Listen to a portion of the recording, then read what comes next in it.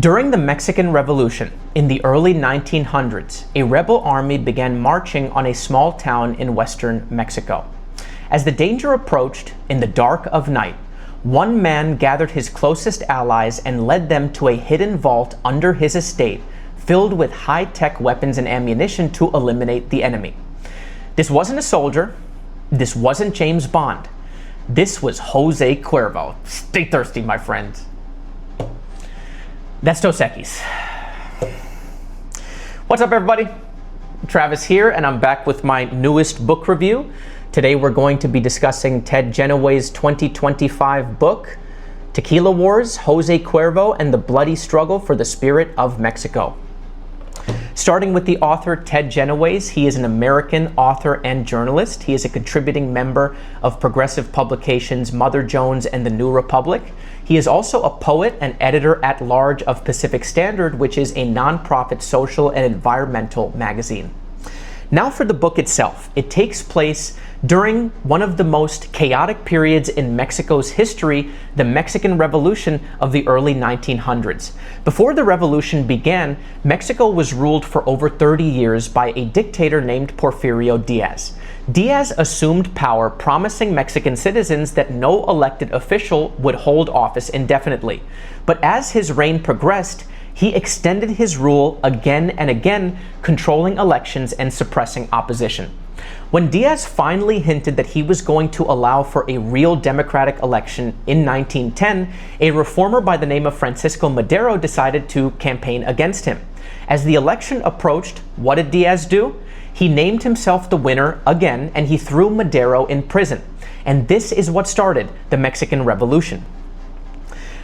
The Mexican Revolution quickly spread throughout the country, and as it spread, the country was filled very quickly by very unpredictable and powerful figures. In the north, you had charismatic revolutionary Pancho Villa, who commanded an enormous cavalry and became one of the most feared military leaders in the country. In the south, you had Emiliano Zapata, who led a peasant revolt for land reform under the slogan Land and Liberty. Meanwhile, political leaders like Venustiano Carranza were struggling with the national government and its shifting alliances.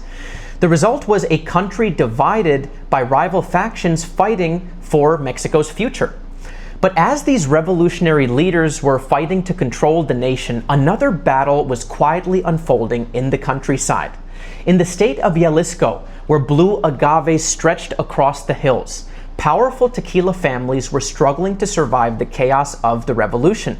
And at the center of this was a man whose name would be recognized by millions of people. And his name was Jose Cuervo.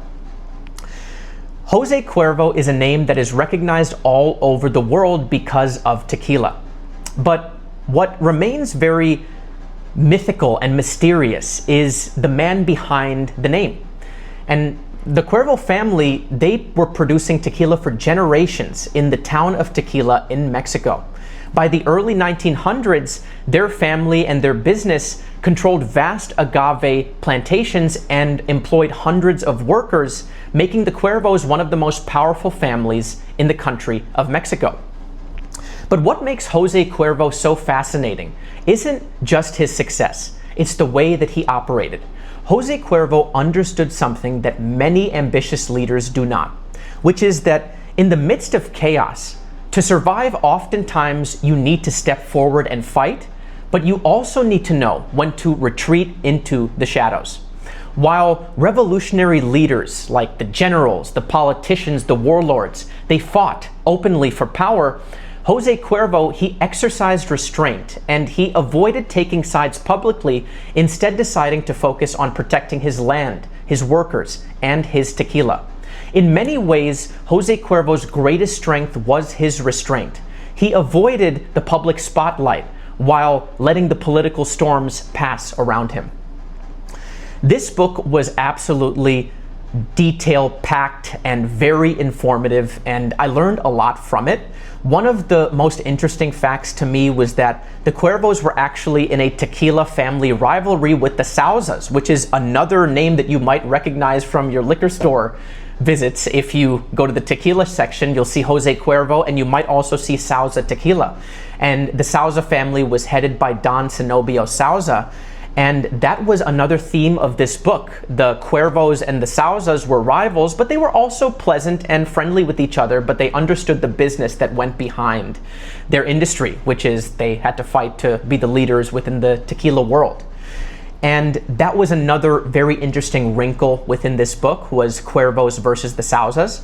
I never knew that Jose Cuervo was such a powerful figure in Mexico's history, but the most interesting part of Jose Cuervo and his history within the country of Mexico was that since he stayed out of the spotlight, and since he retreated into the shadows to survive and to make sure that his tequila business prospered, he really wasn't written about as much, or if at all, in Mexico's lore and Mexico's history, in the history books. So that's why no one really knows about Jose Cuervo.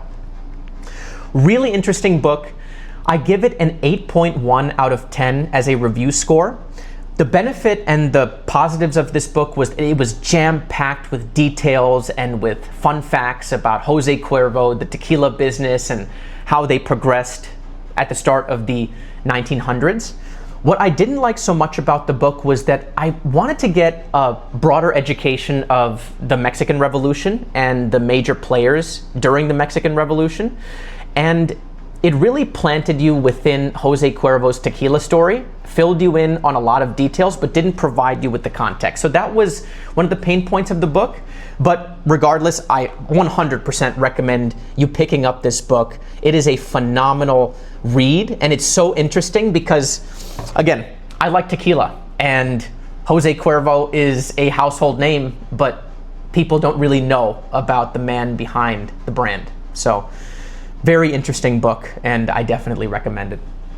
To close off this book review, I'm going to read one quote that's very powerful in hopefully making you pick up this book and read it.